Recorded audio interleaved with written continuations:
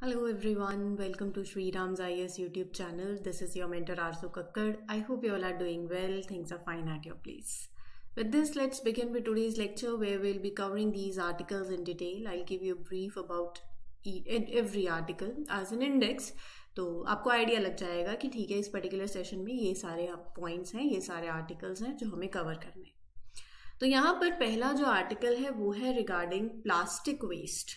So there is a report. उस report के बारे में पूरी डिस्कशन करेंगे. The findings I would say of public accounts committee report. तो what are the findings and parliamentary panel raised concerns कि there is ineffective handling of plastic waste in the country and they are citing a report from controller and auditor general.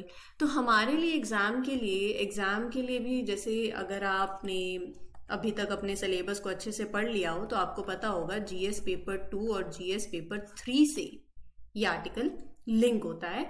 Government policies and intervention से भी connect कर सकते हो क्योंकि यहाँ पर आपको पता होना चाहिए कि what are the measures that are taken to curb plastic pollution, right. So that is why GS paper 2. GS paper 3 से अगर देखोगे तो एनवायरमेंट पॉल्यूशन और डिग्रेडेशन से आप इसको कनेक्ट कर सकते हो. मेंस के पॉइंट ऑफ व्यू से plastic pollution, plastic waste pollution के बारे में पता हो, उसके इम्प्लीकेशंस के बारे में पता हो, फाइंडिंग्स क्या है रिपोर्ट की जो आप अपने आंसर्स में यूज कर सकते हो, what are the measures that are being taken by the Indian government so far, what are the recommendations of this report. और आपके प्रीलिम्स के पॉइंट ऑफ व्यू से आपको दो चीजें पता होना चाहिए. एक है CPCB, central pollution control board, और एक है अपना PAC, public accounts committee, right. तो ये दो चीजें जो हैं जिनके फैक्ट्स आपको मालूम होने चाहिए. अगला जो आर्टिकल है वो है एक्सरसाइज दोस्ती का 16th एडिशन. सो कैसी एक्सरसाइज है, किसके बीच में होने वाली है, डिफेंस के लिए इंपॉर्टेंट है, प्रीलिम्स के पॉइंट ऑफ व्यू से देख सकते हो. Then you have Cantor's giant soft shell turtle. तो इस टर्टल के बारे में पढ़ेंगे, प्रीलिम्स के लिए इंपॉर्टेंट है. Then you have navigate Bharat portal. आपके मेंस के लिए भी इंपॉर्टेंट है, प्रीलिम्स के लिए भी इक्वली इंपॉर्टेंट है. 2 पोर्टल्स हम कवर करेंगे जो कि अभी लॉन्च हुए हैं, वैसे 4 है. Will talk about 2 today. Then you have Singhbhum craton. तो बेसिकली ये आपके जीएस पेपर 1 के लिए इंपॉर्टेंट है. ज्योग्राफी से ये आर्टिकल लिंक करता है. एंड लास्ट जीएस पेपर 2 से लिंक कर सकते हो आईबीएसए फंड, आपके प्रीलिम्स के लिए भी इंपॉर्टेंट है. सो एवरी आर्टिकल अगर आप देखते हो प्रीलिम्स का रेफरेंस रहता ही है. मेंस के लिए आप क्या उसमें से निकाल सकते हो वो हमें मालूम होना चाहिए. फिर उसमें कैसे आप कनेक्ट कर सकते हो कौन से जीएस पेपर से. ये सेशन रहेगा. सेशन अच्छा लगे तो mark your attendance by liking the lecture. You can share it with your friends also. Let others know about it. उन्हें पता हो कि डेली न्यूज एनालिसिस का लेक्चर आता है. चैनल को सब्सक्राइब कर ले क्योंकि जब भी वीडियो आती है आपके पास नोटिफिकेशन आ जाएगा. कोई भी डाउट होता है कमेंट सेक्शन में पूछ सकते हो. And please do give your feedback in the comment section. I do read your comments and it feels great जब आपको ये सेशन अच्छे लगते हैं. तो ठीक है जी, चलिए फिर शुरू करते हैं with the very first article. A parliamentary panel raised concerns over the ineffective handling of plastic waste in the country, citing a report from CAG. So,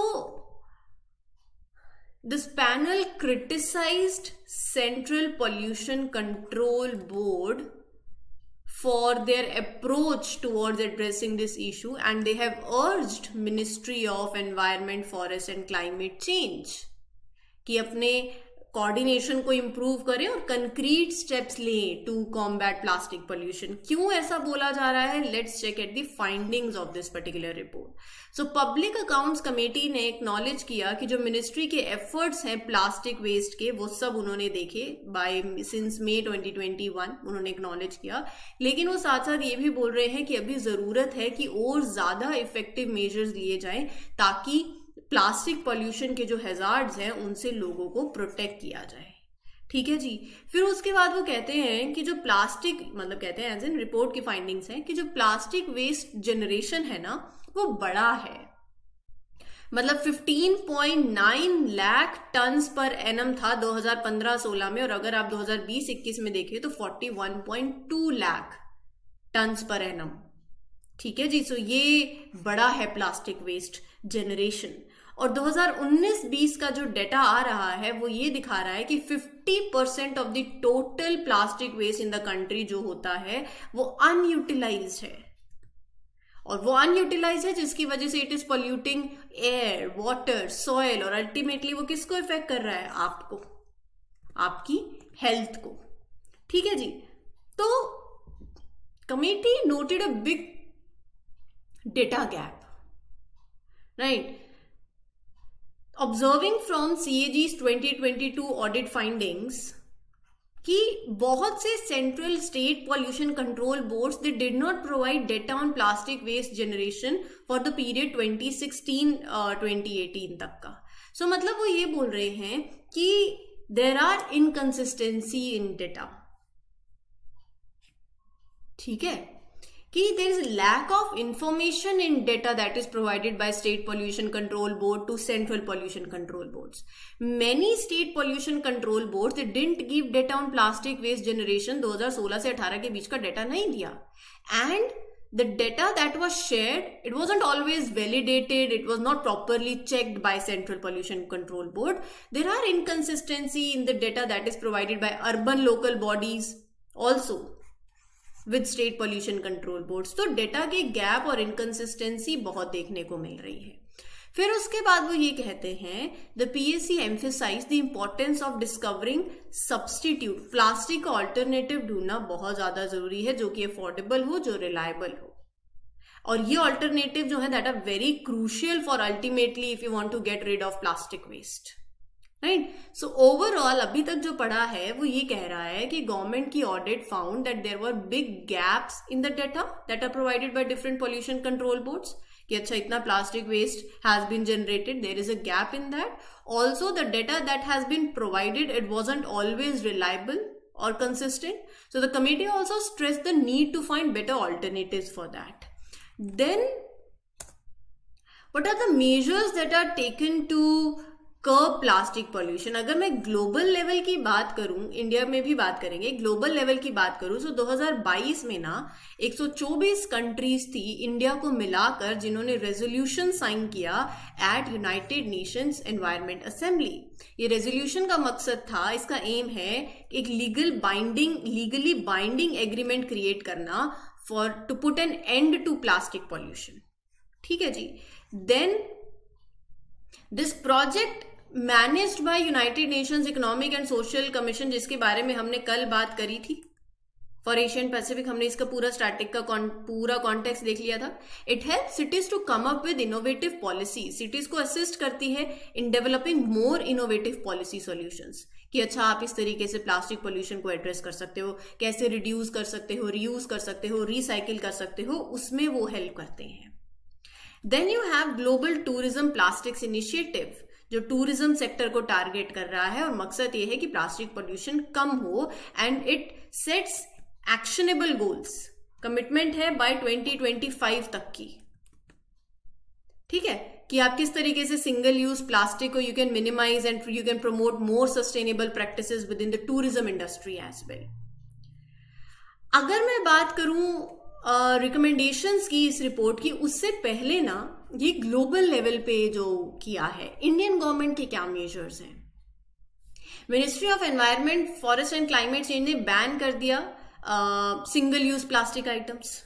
manufacturing, import, sale, usage of plastic carry bags thinner than 120 microns were prohibited, right? Local body, अगर आप देखो तो we have plastic waste management rules 2016, जो कहते हैं that every local body has to be responsible for setting up ऐसा infrastructure जहां पर आप you segregate, you collect, you process, there is proper disposal of plastic waste. फिर उसके बाद वी हैव वेरियस मतलब अलग अलग इनिशिएटिव्स भी हैं। We have national dashboard on elimination of single use plastic, plastic waste management, India's plastic pact, project replan. तो बहुत से फैक्ट्स इनिशिएटिव्स हैं, आप भी कुछ स्क्रॉल करो, सर्च करो और देखो इंडिया ने प्लास्टिक पोल्यूशन को कर्ब करने के लिए क्या क्या स्टेप्स और इनिशिएटिव्स लिए हुए हैं।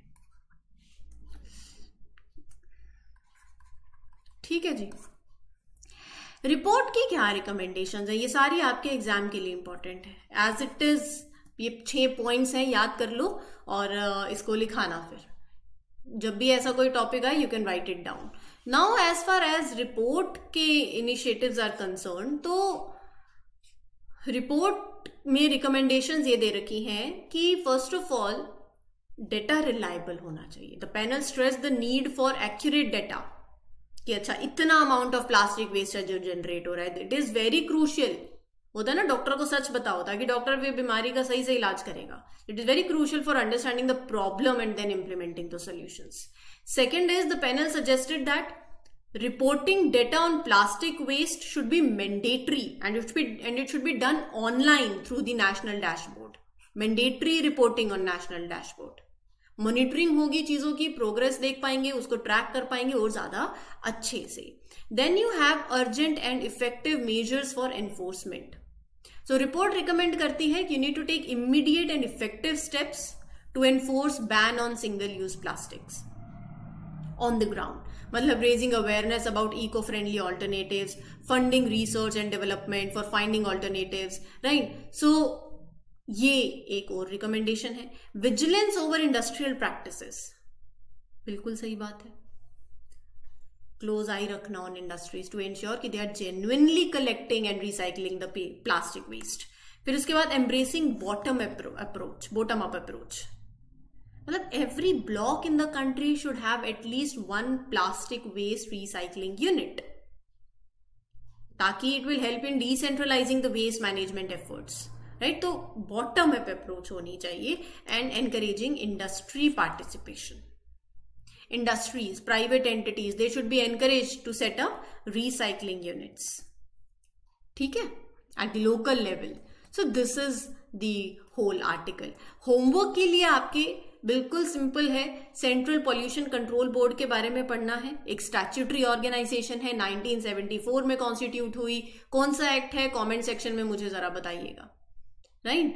तो इसके बारे में पढ़ना है। देन पब्लिक अकाउंट कमेटी के बारे में बिल्कुल पढ़े। कमेटी के चेयरमैन कौन होते हैं, चेयरमैन को कैसे अपॉइंट किया जाता है, इसमें कितने मेंबर्स होते हैं। तो ये आपके एग्जाम के लिए इंपॉर्टेंट रहेगा, पब्लिक अकाउंट कमेटी के बारे में पढ़ना, ठीक है जी। आगे बढ़ते हैं with the next article there, that is your Indian and Sri Lankan coast guard ships reached Maldives recently to take part in this trilateral exercise that is Dosti. दोस्ती गहरी होनी चाहिए, है ना। तो एक्सरसाइज दोस्ती का 16th एडिशन एक ट्राइलेटरल कोस्ट गार्ड एक्सरसाइज है, इंडिया, श्रीलंका और मालदीव्स के बीच में। बाइनियल एक्सरसाइज है, 1991 में पहले कंडक्ट करी गई थी between Indian and Maldives coast, ठीक है। बाइनियल का मतलब it's held every 2 years। India और मालदीव्स के बीच में 1991 के अंदर इसका शुरुआत हुई। फिर श्रीलंका ने भी ज्वाइन किया, श्रीलंका ने 2012 में ज्वाइन किया था। मकसद क्या है, फोकस क्या है, it involve drills and practices जो कि रिलेटेड हैं टू प्रोवाइड असिस्टेंस ड्यूरिंग कोई ऐसे सी पॉल्यूशन मैनेज करना हो, सी एक्सीडेंट हो गया हो, और handling situation like oil spills. तो ये एक्सरसाइज का पर्पस है कि to strengthen the friendship, operational capabilities को इंप्रूव करना, इंटर ऑपरेबिलिटी को प्रमोट करना, जहां पर you work together, cooperation enhance हो among the coast guards of India, Sri Lanka and Maldives. So ये जो एक्सरसाइज है इसका ये 16th एडिशन है, जिसमें it will involve the coast guards of Maldives, India and Sri Lanka, and observers from Bangladesh, they are also participating, ठीक है जी। So India is contributing its various ships, Samarth, Abhinav, right. तो ये कुछ शिप्स के नाम है, एक्सरसाइज बेसिकली ICGA, समर्थ और ये सब। तो दोस्ती किसके बीच में है ये बताना, ये ऐसे याद रख लो। अगला जो है जिसके बारे में हम पढ़ने जा रहे हैं, मैं सिंपली आपको बता देती हूं जो हमारे लिए इंपॉर्टेंट है, that is this particular turtle, जिसका नाम क्या है, Cantor giant soft shell turtle. Soft shell turtle है जिसको आप Asian giant soft shell turtle भी बोलते हो, और फ्रॉग फेस्ड है, ठीक है, frog faced. It is very rare and it tends to be very secretive. Most of the life ये अपनी बिताता है under sand. remaining still with only its eyes and mouth visible. So it comes to surface only twice a day to breathe and hunt for prey. ठीक है जी. So it uses a sit and water wait, होता है ना, sit and wait strategy होती है, मतलब अपने prey को ऐसे surprisingly देखना, मिल जाएगा आज, ऐसा वाला. तो it is mainly carnivorous, मतलब it primarily eats meat, it feeds on fish, crustaceans, mollusks. So ये अपना carnivorous है, दिन में 2 बार आता है, एक बार breathe and capture its prey, ऐसे देखा, सिट एंड वेट वाली स्ट्रैटेजी होती है. Most of its life is buried and motionless. अब देखो ऐसे तस्वीर में ऐसे लग नहीं रहा है, फ्रॉग लाइक है, थोड़ा सुस्ता सा, बड़ा चालाक सा भी लग रहा है थोड़ा, है ना, नजर दे रहा है प्रे के लिए. डिस्ट्रीब्यूशन की बात करते हैं. ईस्टर्न और सर्दर्न इंडिया में मेनली दे आर फाउंड. बाकी Bangladesh, Vietnam, Burma, Thailand, southern China, Malaysia, Cambodia, ये कुछ जगहें हैं जहां पर ये पाया जाता है. तो इनलैंड में slow moving fresh water reverse, lake, stream, estuaries, ये इनका हैबिटेट है. क्रिटिकली एंडेंजर्ड है, ध्यान में रखना है. साइट्स में अपेंडिक्स 2 में है, वाइल्ड लाइफ प्रोटेक्शन एक्ट में शेड्यूल 1 में है. हैबिटेट डिस्ट्रक्शन की वजह से it made it disappear and they are heavily harvested by locals also for meat. ठीक है जी, अगले आर्टिकल पे चले. अगला जो आपका आर्टिकल है that is regarding IBSA fund, जो मैंने आपको बोला था कल कि हम इसके बारे में नेक्स्ट डे चर्चा करेंगे. तो चलो फिर चर्चा शुरू करें. चर्चा ये है कि India has contributed $1 million to a fund established by India, Brazil and South Africa. तो वही हो गया ना, इंडिया, ब्राजील और साउथ अफ्रीका. देखो 2004 में ये फंड एस्टैब्लिश हुआ था और 2006 में इट बिकेम ऑपरेशनल. इसमें इंडिया, ब्राजील और साउथ अफ्रीका कंट्रीज हैं. हर एक कंट्री कंट्रीब्यूट करती है $1 million एनुअली. ठीक है, from each of the IBSA country. It operates on an annual contribution के बेसिस पे चलता है. सो द फंड का एम क्या है? डेवलपिंग कंट्रीज में वैसे प्रोजेक्ट्स को आइडेंटिफाई करना जो इफेक्टिव है, रेप्लिकेबल है, स्केलेबल है. तो ऐसे प्रोजेक्ट को सिलेक्ट करा जाता है based on demands from the countries and are designed to address various development challenges. ठीक है जी. The purpose of this fund is to identify replicable and scalable projects demand driven basis पे. So this fund supports project that help partner countries to achieve their national priorities, their international development goals, sustainable development goals. So ये project जैसे food security वाला कोई ऐसा project हो जो उस area को कवर कर रहा हो, HIV एड्स प्रिवेंशन की तरफ हो, उसके ट्रीटमेंट की तरफ हो, ड्रिंकिंग वाटर सेफ हो, उसके एक्सेस की तरफ हो. सो ऐसे प्रोजेक्ट्स को सपोर्ट किया जाता है. सो IBSA fund has allocated a total of $50.6 million अभी तक. इट्स लाइक अभी तक, since its inception. So this fund has allocated $50.6 million to date, supporting 45 projects across 37 countries of Global South. So UN Office for South-South Cooperation serves as fund manager and secretariat of this fund. ठीक है, IBSA के बारे में पढ़ लेते हैं थोड़ा सा. इंडिया, ब्राजील, साउथ अफ्रीका, एक special forum that brings together these 3 countries. Large democracies हैं, major economies from different continents हो गई, but are facing similar challenges. So IBSA dialogue forum was establish जब फॉरेन मिनिस्टर्स तीनों देशों के met 2003 में and they issued this Brazilian declaration and they formalized this their cooperation. So मकसद है इसका IBSA का to facilitate dialogue and collaboration among these 3 countries on various issues, चाहे वो political हो, चाहे वो economic हो, चाहे वो social हो, right? So Brasilia Declaration हो गया अपना. तो 5 IBSA leadership summits अभी तक हो चुकी हैं till date, जहाँ पर leaders from these countries they came together, they discuss and they address common challenges. हर एक country takes turn leading the IBSA forum. तो एक बार इसका जैसे 2021 के अंदर India held the chairmanship. Theme थी democracy for demography and development. ठीक है. ब्राजील एज्यूम्ड ऑन 2023 के अंदर, फिर ऐसे प्रेसिडेंसी रोटेट करती रहती है। ठीक है जी, तो ये हो गया अपना IBSA के बारे में। अगला जो आर्टिकल है that is regarding this portal that has been launched by ministry of information and broadcasting. पहला है navigate Bharat portal, national video gateway of Bharat. आप इसको कैसे प्रोनाउंस कर रहे हैं that's completely up to you, V capital है इसके अंदर। It is developed by new media wing of ministry of information and broadcasting. Okay, purpose क्या है सिंपल बताती हूँ। एक ऐसा प्लेटफॉर्म जहां पर देश का नागरिक जो वेरियस वीडियोस को एक्सेस कर सके दैट आर रिलेटेड टू सरकार की स्कीम्स, उनके इनिशिएटिव्स, उनके कैंपेन्स। तो एक इंटरैक्टिव यूजर इंटरफेस ये ऑफर करता है, allowing users to search the videos, to stream, to share, to download, right. So search option भी है विद फिल्टर्स है, you help the users find, अच्छा आपको ये स्पेसिफिक इन्फॉर्मेशन चाहिए, इजीली मिल जाएगी। So instead of searching through multiple sources, अच्छा ऑफिशियल और रिलायबल इन्फॉर्मेशन के लिए इधर जाओ उधर जाओ, नहीं, वन स्टॉप प्लेटफॉर्म है जहां पर सारे स्कीम्स, इनिशिएटिव, कैंपेन जो सरकार के हैं वो यहाँ आपको दिख जाएंगे, राइट। सो मीडिया के लिए भी आसान हो गया, मीडिया प्रोफेशनल्स के लिए भी, जनरल पब्लिक के लिए भी आसान हो गया to access the government related videos, right. एक यूजर फ्रेंडली प्लेटफॉर्म है that empower citizens by making government related videos easily accessible, readily available in single place. ठीक है, so it is unified bilingual platform है। बाकी बातें मैंने आपके साथ सारी शेयर कर दी है, हैसल फ्री सर्चिंग हो जाती है आपकी, कोई टेंशन की बात नहीं होती, जो चाहिए वो मिल जाएगा आसानी से।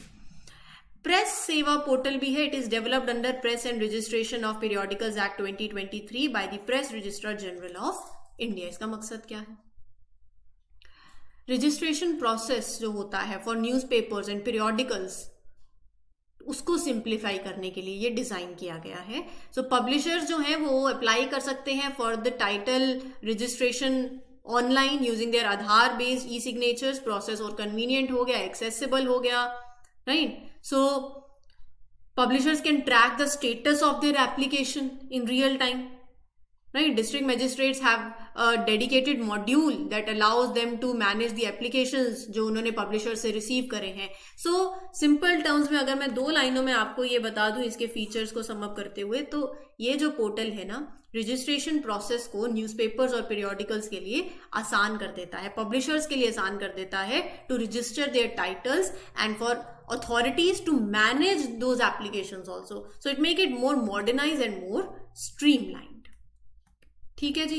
अगला आर्टिकल जो आज का लास्ट आर्टिकल है that is regarding studying ancient cratons like Singhbum Craton in India and their counterparts in South Africa and Australia offers unprecedented glimpse into our planet's formative years dating back to 3.5 billion years ago. देखो, Singhbhum craton is a large expanse of rocky terrain और ये located है झारखंड उड़ीसा के अंदर, between छोटा Nagpur प्लेटू and eastern Ghats. So scientists have determined that this ancient piece of Earth's crust, it dates back to 3.5 billion years ago, one of the oldest land masses on our planet. अगर मैं इस rock formation की बात करूं, so it consist mainly of volcanic and sedimentary rocks, जिनको collectively they are known as green stone successions. ठीक है, तो green stones are combination of submarine volcanic rocks, एक वॉल्केनिक और कुछ माइनर सेडिमेंट्री रॉक्स को अगर आप बोलो साथ में। ठीक है जी, देखो इसका सिग्निफिकेंस क्या है। Understanding the geology of these regions, आपको एक वैल्यूएबल इंसाइट मिलती है into the tectonic activity of the earth. Understand किया हाउ द प्लैनेट फॉर्म्ड, तो the unique features of this craton, specially जो उसका ग्रीन स्टोन बेल्ट है, it provide you crucial information about earth surface, atmospheric processes that happened during the early history. So scientists can speculate about the conditions on early Earth and how life might have emerged, right? और रही बात क्रैटन्स की, जिनको नहीं पता है, let me tell you what are cratons. ऐसे लगा लो foundation stones of continents, oldest most stable part of earth's crust, land mass का backbone, ancient pieces of continents, billions of years ago they were created. जब scientist study it, they get to know how the earth worked long ago. They hold many different type of rocks, green stones, granites, जो कहानियां बताते हैं about the earth's history, right? So simple terms में बताओ, cratons are the ancient stable part of continents that provide you clue about the earth's past.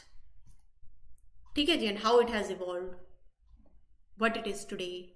So ये पूरा article था, सारे आर्टिकल्स कवर कर दिए हैं. कोई डाउट हो, you can ask me in the comment section. इस पर्टिकुलर सेशन के लिए इतना ही. This is your mentor Aarzoo Kakkar signing off. Happy learning everyone, all the best, take care, thank you.